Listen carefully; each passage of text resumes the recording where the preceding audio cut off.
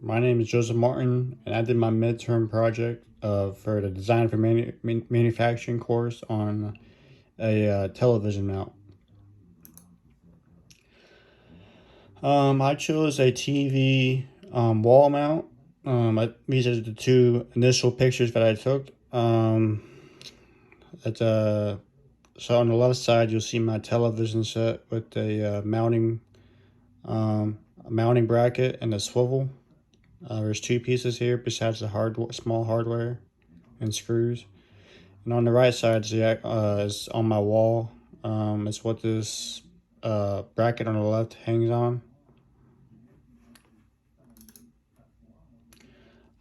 So what I did is I measured with a tape measure essentially the dimensions of this part, and I made a SolidWorks model of it to the best of my abilities with the tape measure. So pretty much reverse designing it and redesigning it on SolidWorks. So there's three major components. The first one is the wall mount itself. The second one's the hanger. This is what hangs on the wall mount on the previous slide. These teeth on the top hang on the lip right here of the wall mount. And this part mounts, these holes mount to the television, and this bracket it mounts to the hanger and it allows it to swivel. Examples of manufacturing processes. So I made an Excel sheet, and what I did was I tried to estimate what fabrication processes would take to manufacture each one of these different items. So on the left here, I should have labeled the actual item to what this routing would be.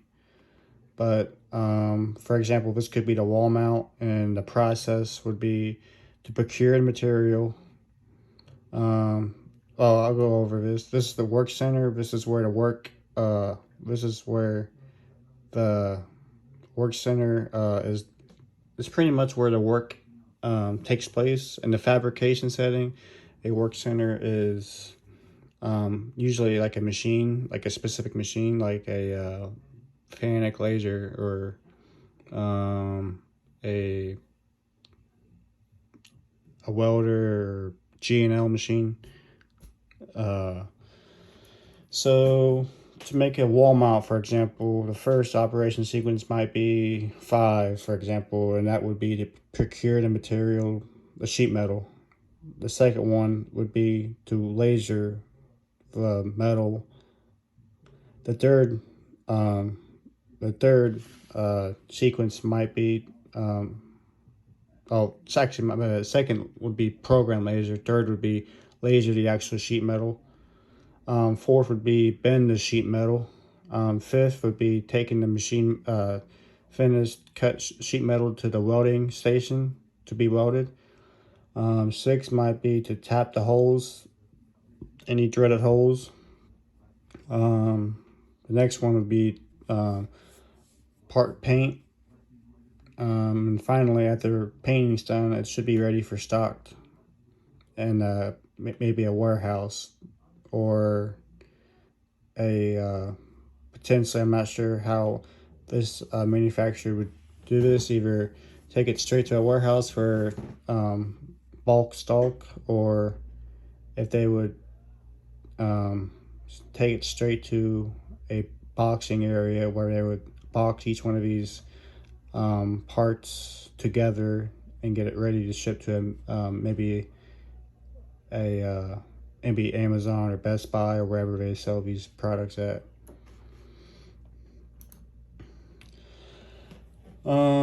This product is relatively simple in terms of how it can be made. This product is made from 13 gauge sheet metal all throughout. It's that's the only they have the same thickness of sheet metal throughout the whole 3 parts. A laser bend, weld, tap, paint, and stock operation can produce the components of this part.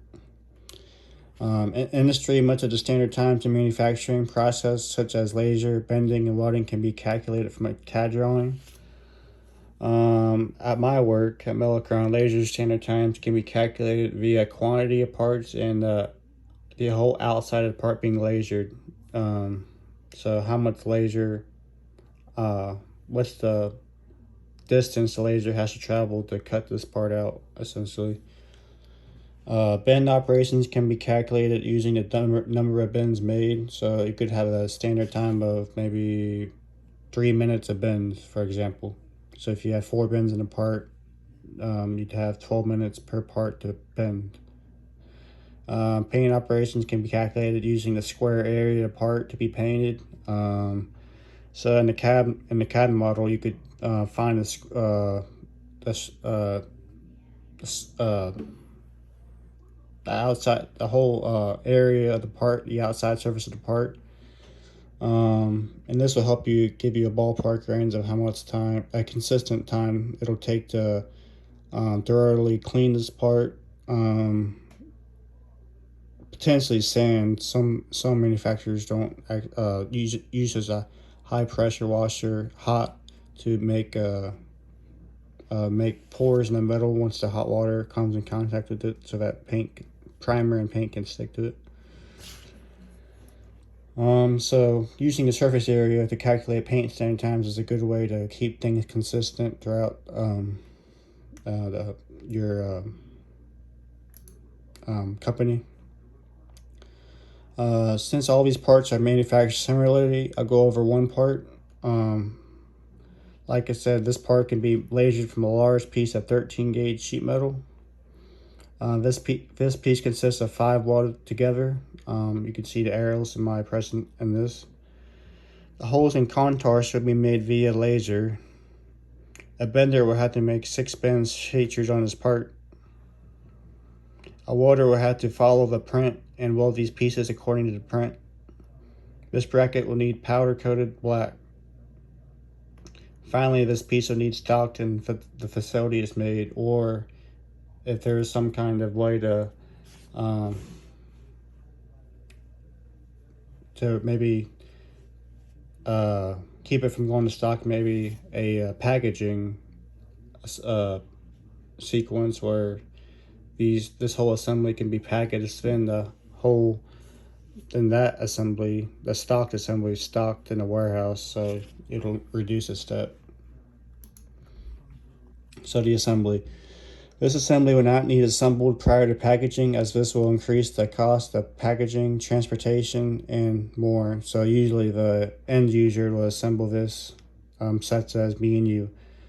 This is the final assembly of the components minus the fasteners, such as the nuts and bolts. The hanger will be able to slide all across this track, left and right, via the cutout in the hanger and the rail and the wall mount. The television mounting bracket will mount to the television and to the hanger. There is a slotted hole for angle adjustment, so you could swivel this thing back and forth, so you could have your TV probably close to a 45-degree angle if you want it to. Packaging. All fasteners will be bagged in a plastic bag separate, since those will not be assembled to packaging. Considerations to package these components to protect the paint and reduce the amount of movement within the box needs to be considered. I would probably recommend a styrofoam cutout for these parts, so that they can't move around inside the box, and so everything stays in the same spot, and any kind of paint can't be damaged from them coming in contact with each other. Testing. I estimated how you could test these parts. So this part can be possibly tested by using a peg table with pegs at the critical locations of the part, such as each corner and the holes. So that these holes line up with 4 pegs. You know the part's square. You know the holes are in the right location. A fixture can also be used during the weld operation to ensure each piece is welded at the same spot and position at each time. This will ensure if a part is at a 90-degree angle at each corner and the welded components are in the correct position. And I would recommend visual inspection of the weld and paint.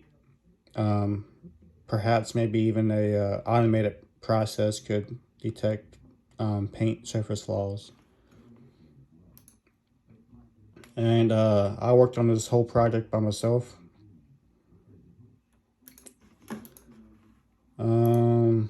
So here is the operation sequences in my Excel spreadsheet for the wall mount, television mount, and the hanger.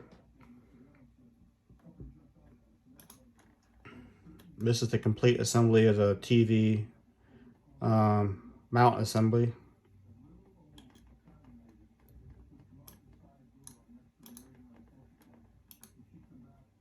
Hanger assembly, wall mount, television mounting bracket. So